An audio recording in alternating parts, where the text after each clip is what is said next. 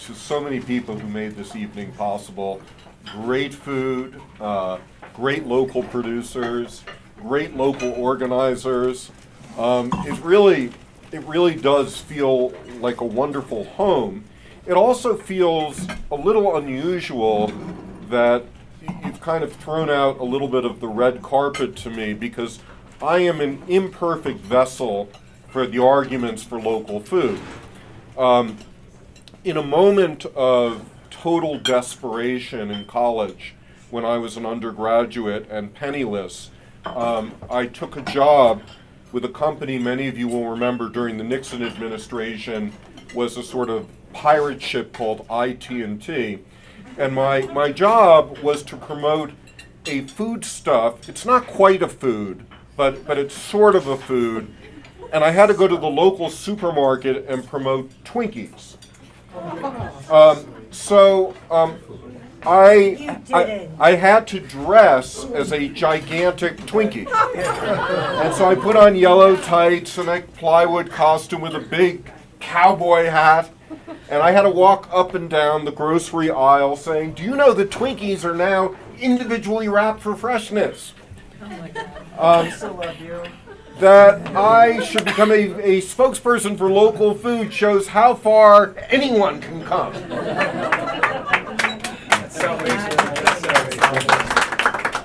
So I want to make 5 pretty simple points tonight. One point is local businesses are the key for prosperity.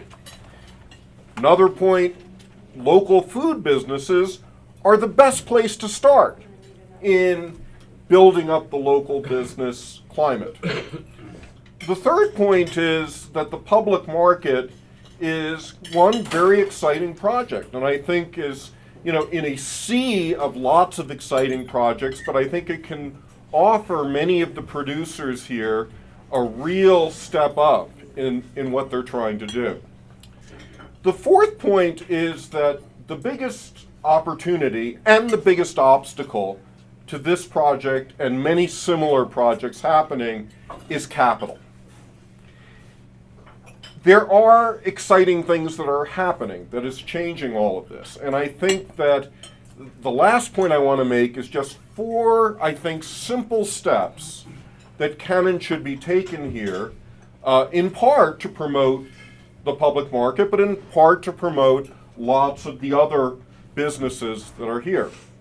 So let me return then to that first point about local businesses. Most people here understand at some intuitive level why local businesses are so important for prosperity. But what many of us don't appreciate is that there is a lot of research now that demonstrates the power of local businesses. There was a wonderful piece in the Harvard Business Review in the summer of 2010 that basically was a regression analysis of counties across the United States, and it showed in those counties with the highest density of local and small business, there was the highest rate of per capita job growth. There was another study that came out of the Federal Reserve in Atlanta this past September that said that per capita income growth was correlated with the presence of local and small business. In other words, income equality, fighting of poverty, all of that stems from promotion of local business. Local businesses spend more of their money locally, and that means this thing called the economic multiplier is really stimulated by a local business. There have been something like 25 studies that I've seen in the last 10 years that compare the impacts, economic development impacts, of a locally owned business with a non-locally owned equivalent business.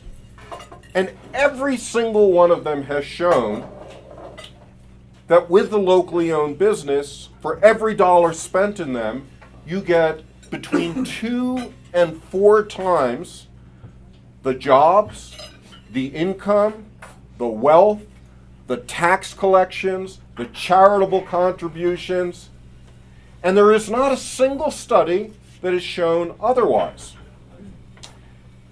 Now, I want to give one example of a great local food business that I think is an inspiration on how food can really build the economy of a community.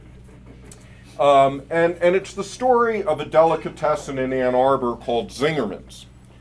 Zingerman's was set up in the 1980s, was very successful for 10 years. They were growing, and the question was, do they become a chain delicatessen like Schlotzsky's?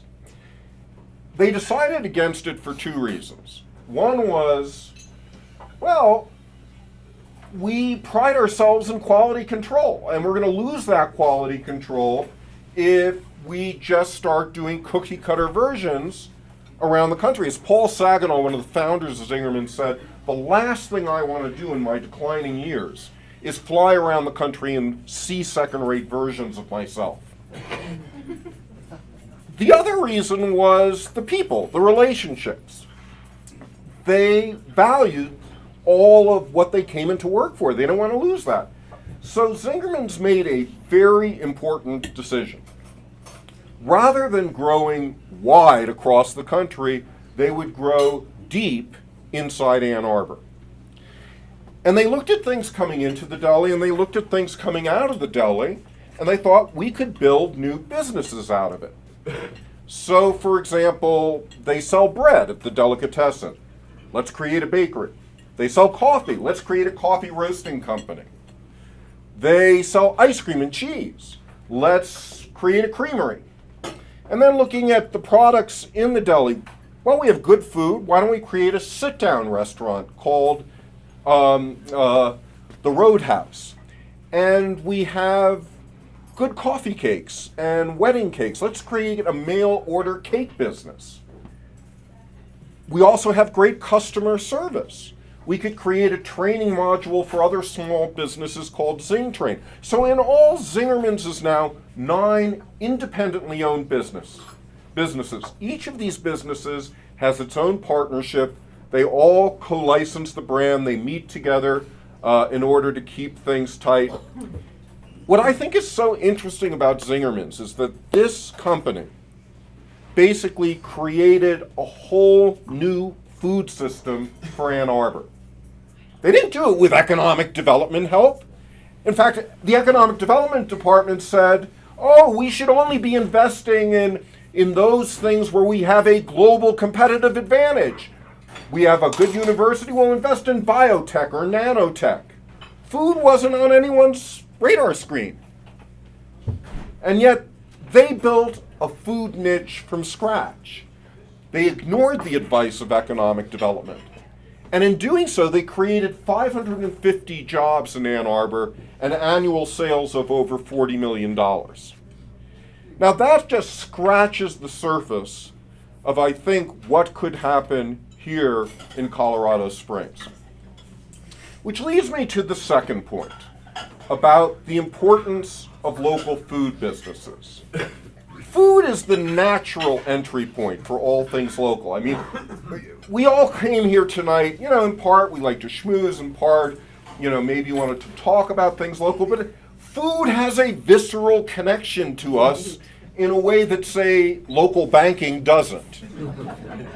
And we need to take advantage of that. Another thing about local food is that it's becoming more and more competitive. Now, one interesting characteristic of food is that unless you're talking about wine or spices, that really most food has a pretty low dollar value per unit weight. It's mostly water. And it doesn't make sense to ship water around the world. When you look at the data of how food breaks out in terms of the different components of food costs, it's fascinating. Back at the turn of the last century, 1900, when you looked at a dollar spent on food, something like 40 cents of that dollar went to the farmer. And the other 60 cents went to inputs into the food and marketing and distribution. Today, the farmer is getting about 7 cents, and the distribution costs are almost 80 cents. Distribution are things like retail markup, insurance, packaging, refrigeration, transportation, things that have nothing to do with food. Well, whenever you have a transportation and distribution cost that is very large compared to the production of food, you have a great case for localizing it and getting rid of most of that garbage of distribution costs. That's what's driving economically the local food revolution. And as was pointed out, you ain't seen nothing yet as oil prices begin to rise. What happens when you have $500 a barrel oil? There will be a lot of localization of food. So you're getting ahead of the curve. Another thing that I would point out is that people misunderstand what drives us as consumers to do the things that we do. How many people here ever took an introductory course to economics? All right, poor people. So you remember there were always those curves, price versus quantity, right? And draw supply curves and demand curves. Now, frankly, no consumer ever makes a purchasing decision exclusively on the basis of lowest price. Consumers are always not looking for the lowest price, they're looking for the best value. If lowest price was the only determinant of how consumers bought food, Starbucks would have been a disaster because it's the most expensive cup of coffee in town and no one would touch it. Now, no economist says Starbucks is a really bad model because they have high-priced coffee. No, Starbucks is, at least convinces people this is a good value. Well, that's a lot of what local food is. We are convincing people that local food is a great value. And unlike Starbucks, we actually have a good case to make. I did a study for Northeast Ohio a couple of years ago with two other scholars, Leslie Schaller and Brad Massey. And we were looking at the impact of a 25% shift of the greater Cleveland area toward local food. And what we found was that a 25% shift would create 27,000 new jobs, enough in principle to reemploy 1 in 7 unemployed residents in that region, enough to create $1 billion in new wages and $500 million of new tax revenue. I've done similar studies like this in Massachusetts, Michigan. I've done it in Washington State. I've done small versions in other places. And the findings are almost always the same. You can, with a 20-25% shift to local food, you can knock out something between 1/5 and 1/8 of your unemployment. And that's just one commodity, food. I mean, you start doing this with other commodities, and you see the economic power of what's possible here. And not only that, but the local food is great for the environment because we're nurturing local farmers who are the best stewards of the land, because we're bringing down carbon footprints, because we're creating urban gardens which help to improve air quality and improve life in the cities. And it's also great for public health. In Cleveland, the Cleveland Clinic, which is the nation's premier public health institution, has basically said local food is now our number one priority. It's their number one priority in what they promote in the community to try to fight childhood obesity and diabetes. And this is spreading across the country. Point 3, the importance of one project, the public market. Now, there are lots and lots of fabulous projects going on. But one of the things that I have to say excites me about creating a space where many, many producers and many, many consumers of local food coming together is that you get a critical mass of energy. And think of the public market as a combination of a number of cool things. First of all, it's a market. It's a place where you find local foods and other kinds of goods that you might not find elsewhere. It's also an incubator for new businesses and helps those businesses do well and become more influential in the community. It's also a third place where people can come together, have lunch, have coffee, hang out, meet friends. But most importantly, it's an organizing principle for a movement. It gives the movement an identity. And the more of an identity we can create, the easier it's going to be to try to educate the many residents of Colorado Springs who don't quite get it yet. Point number 4, capital, our friend and our enemy. How do we get capital to support projects like this? Now, I'm curious. So you have this offering on Kickstarter. How many people contributed to her Kickstarter campaign? At least 20 in this room. All right, that's great. That's great. And just arbitrary, how much did you put in? 0. 0. You put in 0? I wasn't aware. Oh, I'm sorry. I thought you put up your hand. You were just fanning yourself. How much did you put in? I'm with her. 2 hands in the window. All right, so what did you put in? 35. $35. 50. 50. Any others? Anyone? 100. Anyone put in 100? Okay. So a few, basically what you normally would contribute to a do-good organization, you have helped get an incredibly important business started. And this is a major step forward. But the problem is you did this as a contribution. If you had done this as an investment, all hell would break loose. And let's do a little survey here. So I know this is a bunch of locavores here. So by show of hands, how many people here have bought something, maybe a foodstuff locally over the last week, mindfully? All right. How many people here do their banking at a local bank or credit union? All right, we're among friends. How many people here put at least 1% of your pension funds, only those with pension funds may answer, 1% of your pension funds in local business? Nobody. I don't think you have that option. Okay. Well, some people say you don't have that option. Well, okay, so this is the problem here. This is the problem. So let's recap. Pensions. Small business owners don't have pensions.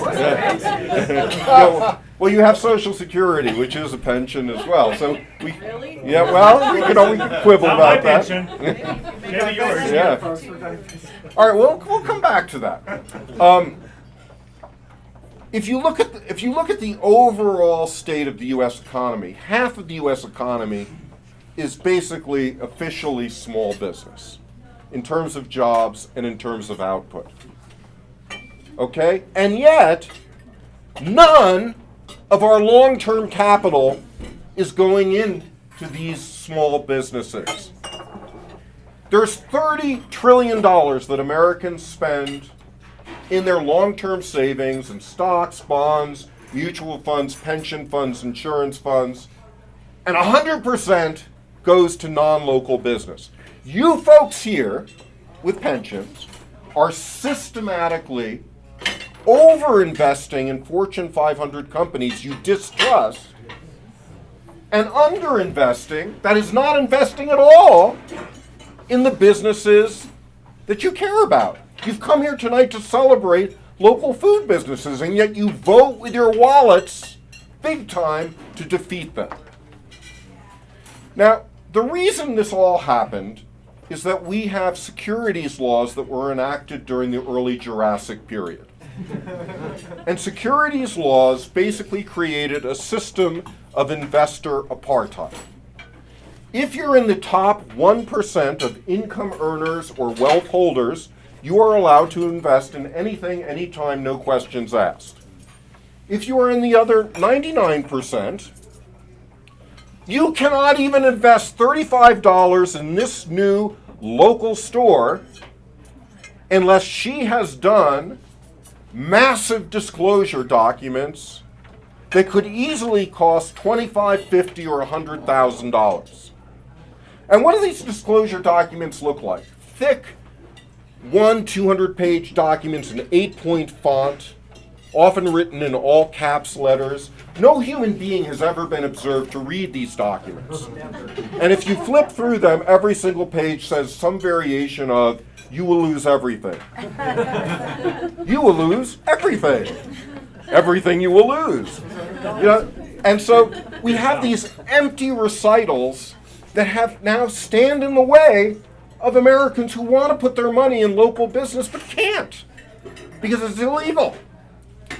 So the good news is that a lot of us have been on the case to change these laws. And the short version of the story is that we got one of the few acts of Congress 2 years ago. We got Tea Party Republicans and Occupy Democrats to agree on one thing, and that is to totally redo one piece of securities laws and make it easier and cheaper for small businesses to issue securities. And these crowdfunding laws are just coming into effect. Yeah. And the cost then for a local food business to do a stock issue will no longer be $25,000. It'll probably be, if you're doing, say, under $100,000, it could be $5,000 to $10,000. If you're doing a little bit more than that, maybe $10,000 or $15,000. But it's lower than what it was before. It's still not great, but it's a big step forward. And the other really exciting news is that many states have said, local business is really business that only people in our state are investing in. And actually, we have the power to legislate around intrastate investing. So, such weird states as Alabama, Georgia, Kansas, Washington State have all been changing their securities laws to make it easier for people to invest in local business. And one of the places where there is new legislation pending is in Colorado, where the minimal amount for an intrastate exemption, which is one pathway, the minimum amount is being raised from $1 million to $5 million. It's a step, but an important step. The fifth point that I want to share is that there are some really simple steps that can and should be taken to help finance the public market and all kinds of other groups that are out there. Now, let me just say one thing about the public market. We're still, I think, working out what the exact amount of cash that's going to need to be raised is going to be. But here's what I can tell you with absolute confidence. That if 2% of the residents of Colorado Springs each wrote a check for $100, you would have a public market. 2%. I think that is really doable. Now, here are the 4 suggestions. Suggestion 1, create an internet inventory of every local business that's looking for capital. No transactions, just information about what businesses out there need money, so that there's information that people know, there actually are some businesses here that need my help. Number 2, we should create a platform that makes it easy for people to list local businesses looking for local investors. And these platforms are now provided by a bunch of companies. There's one company I work with occasionally called Mission Markets that is setting up these platforms around the country. There's other of these platforms as well. So it will become easy in the years ahead to create the equivalent of local stock markets. Idea number 3. none of us has a lot of time to do our own investing. So we want something that's going to make it easier for us to do local investing. That's why most of us put our money in, say, mutual funds. We want to pick a fund that we think will represent our, what we're trying to achieve in the world. Here's the bad news. You thought you picked some really cool mutual fund with a socially responsible mission, but there is not a single mutual fund in the United States that invests in local small business. So we're still in the Stone Age because there's a whole other bunch of securities laws that govern investment in investment companies. So the good news is that there are little exemptions in the law that we can take advantage of. And so one group that I worked with in Western Massachusetts called Pioneer Valley Grows, PV Grows, was taking advantage of the fact that a nonprofit can set up an investment fund and not be covered by the Investment Company Act. That is a huge possibility. So nonprofits in Colorado Springs could begin to set up investment funds that in turn pooled assets, and then that fund would start investing in a bunch of local businesses. So this is one of the ideas that the public market is thinking about, because the public market is not just about financing itself, it's about financing all the vendors inside of it and all of the other great local food businesses that are touched by it.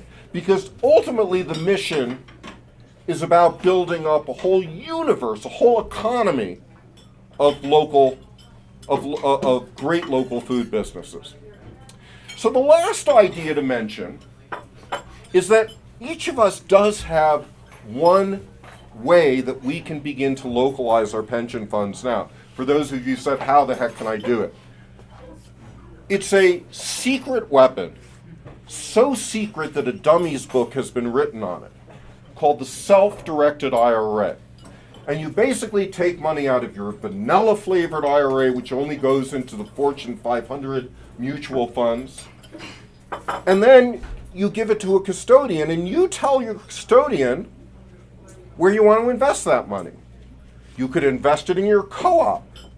You could put it in a crowdfunding issue. You could put it in an investment fund. You could put it in the public market. Really, the only thing you can't use your self-directed IRA for is your house or your kid's house. But interestingly, you can invest in your neighbor's house, and your neighbor can invest in your house. So we have lots of stuff we can work on here. The point is that the self-directed IRA gives all of us the opportunity to start putting tax-deferred money into these emerging local food investments. Where I would like to end tonight is with a scene from Indiana Jones and the Last Crusade. And many of you have seen these Indiana Jones movies, maybe remember this. This Indiana Jones in this movie, he has survived bullets, terrorists, fire, spiders, snakes. He comes to a crypt where the Holy Grail is. And in this crypt, there is a 500-year-old guardian. And the 500-year-old guardian says, Indiana, your last task will be to choose among these 50 goblets. Choose the goblet from which Christ drank, and choose wisely. Well, at that point, the German spy who had everyone under gunpoint jumps to the front and says, I know which one Christ would have invested in, which one he would have chosen. It would have been the most ornate. So he then drinks from that cup, and he spontaneously combusts. He chose poorly. The guardian says, he has chosen poorly. We are all choosing poorly right now. We are all investing our money and voting in the wrong direction. If we can get this right, and if we can get it right with all the food businesses that are represented in this room, you are going to have a powerhouse of economy over the next decade. And I am very excited about the possibilities of what lie ahead. Very nice.